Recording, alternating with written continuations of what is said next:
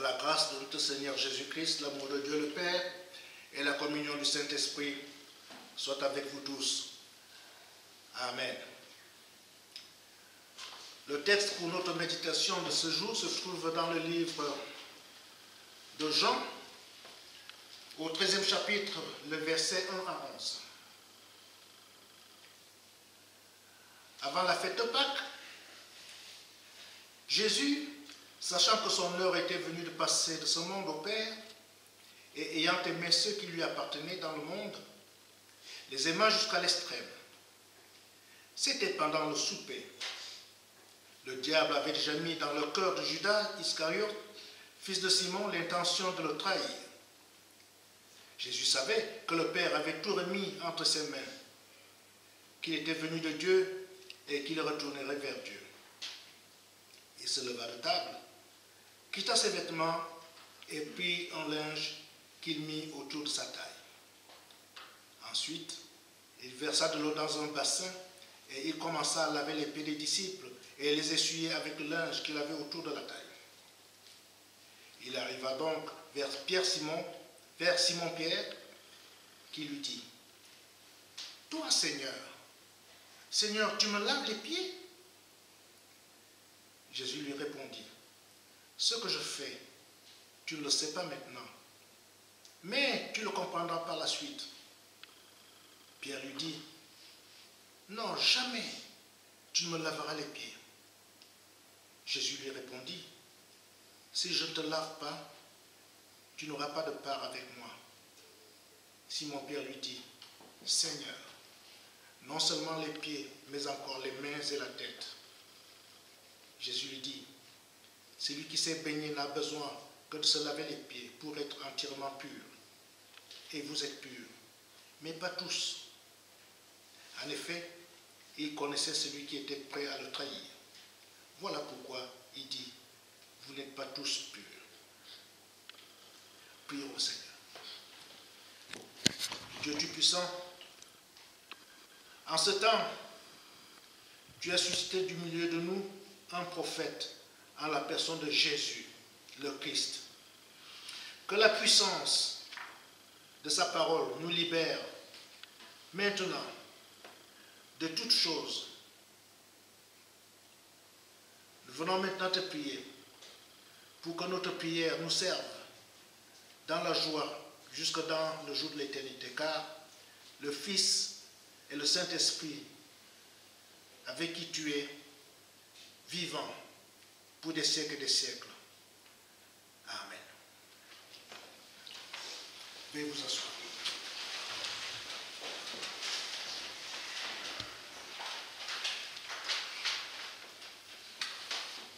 Tout au long de ce temps du carême, nous continuons notre marche vers Pâques. Et nous le faisons à la lumière de la parole de Dieu. La révélation de Dieu à Moïse au buisson ardent, ce Dieu a vu la souffrance de son peuple réduit en esclavage. Il est avec tous ceux qui sont exploités. Il est avec ceux qui sont réduits par la misère. Il est avec eux pour les délivrer. Mais il ne veut pas le faire sans vous. Il appelle des hommes, pas nécessairement les meilleurs ni les plus saints. Avec les petits moyens, il peut faire de grandes choses. Dans l'évangile de ce jour, Jésus nous recommande de vraiment nous engager sur le chemin de la conversion. Pour nous y aider, Jésus parle des événements de la vie. Un jour, un accident absurde. Vous voyez les catastrophes, les guerres qui sont le signe que Dieu nous parle pour nous appeler à la conversion. Alors savez-vous, chers amis, qu'à l'époque, on pensait que tous ces malheurs étaient une punition de Dieu? Jésus refuse cette interprétation encore répandue aujourd'hui. Nous avons tous entendu cette question. Qu'est-ce que j'ai fait au bon Dieu pour souffrir ainsi?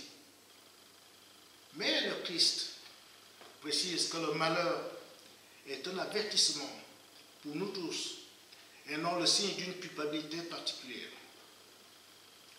Dans notre évangile du jour, Jésus nous adresse un message important. C'est nous qui avons à nous remettre en cause, pas lui. Les événements de la vie sont le signe que Dieu nous parle pour nous appeler à la conversion. Car ce n'est pas le péché qui entraîne la condamnation, mais le refus de se convertir. Si vous ne vous convertissez pas, vous périrez comme eux. Non, ce n'est pas une menace. Ce n'est pas Dieu qui va vous faire périr. C'est nous qui allons à notre perte. C'est pour cela que le Christ nous demande de ne pas remettre à demain notre conversion.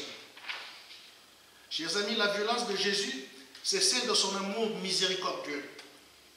Et il ne peut pas supporter que les hommes arrivent à leur perte. D'ailleurs, il dénonce ce qui est le vrai mal de l'homme.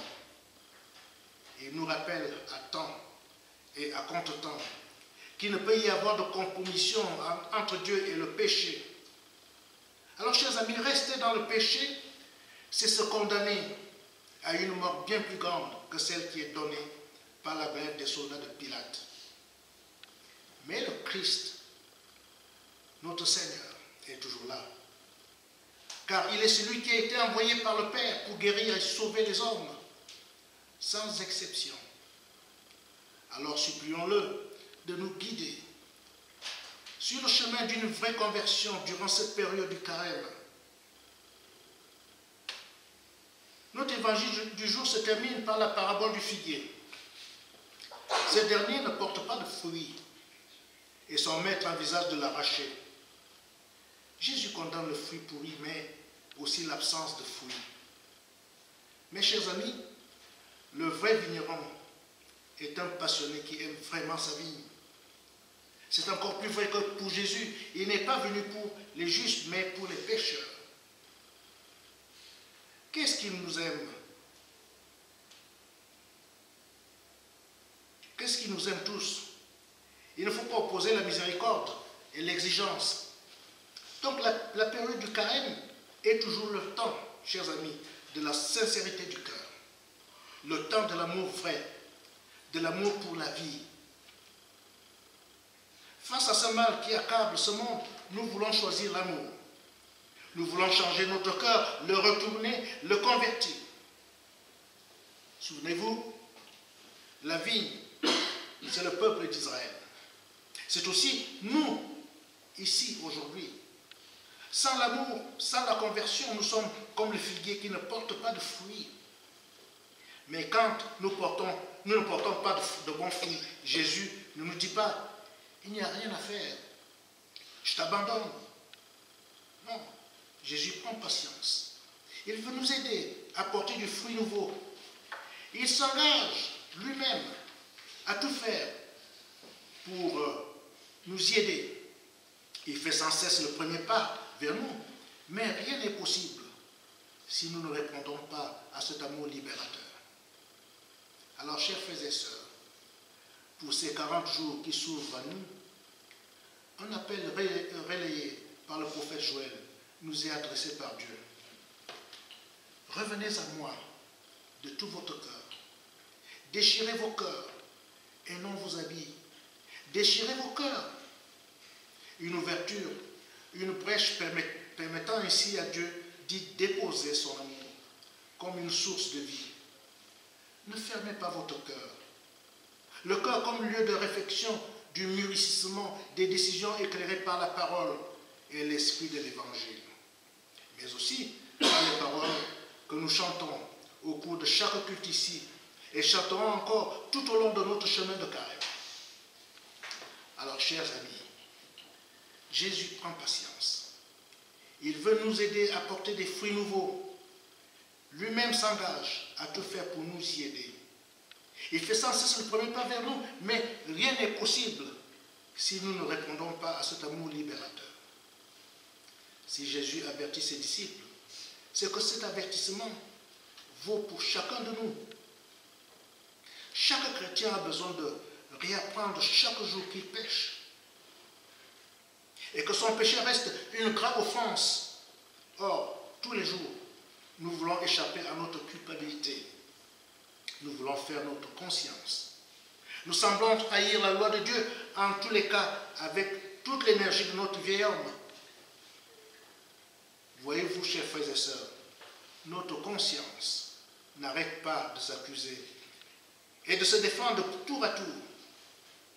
Savez-vous que beaucoup de chrétiens n'aiment pas la prédication qui les descende?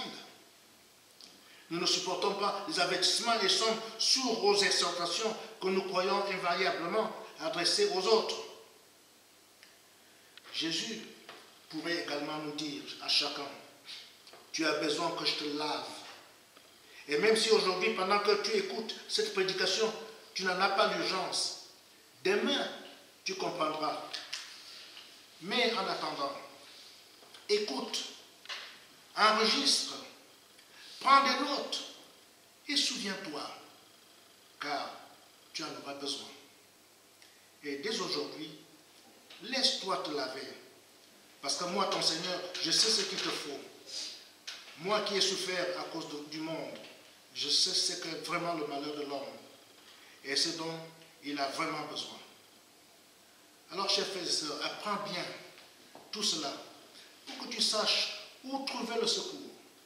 Car contre la conscience, contre le diable, contre la chair de ce monde, il te faut une formidable consolation. Je suis cette consolation, dit Jésus. Ne l'oublie jamais. Jamais à aucun moment de ta vie. Chers amis en Christ, n'oublions jamais la leçon de ce récit.